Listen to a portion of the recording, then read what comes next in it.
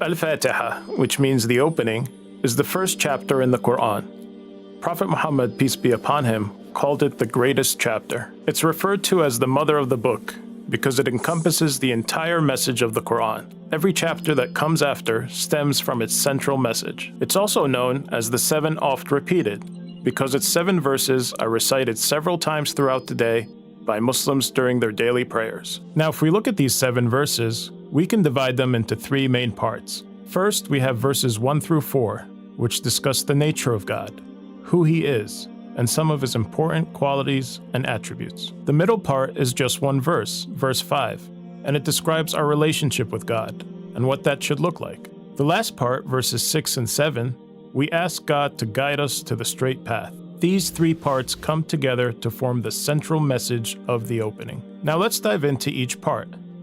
The first part, which talks about the nature of God, begins with, "In the name of God."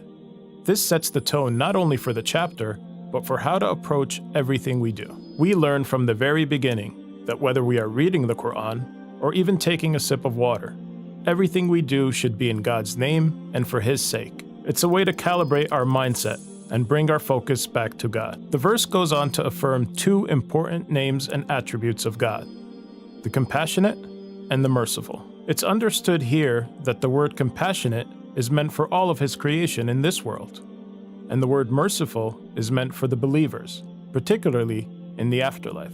In the second verse, we praise God, Lord of all worlds, expressing our gratitude for all His blessings and for making us part of His creation. God then reaffirms for the second time 2 of His important qualities, as the compassionate and the merciful. The last verse in this part refers to God as Master of the Day of Judgment, which introduces us to the reality of an afterlife, when we will all stand before God to be judged on our actions, which will ultimately lead us to either heaven or hell. The next part, verse 5, describes the 2 components of what our relationship with God should be like.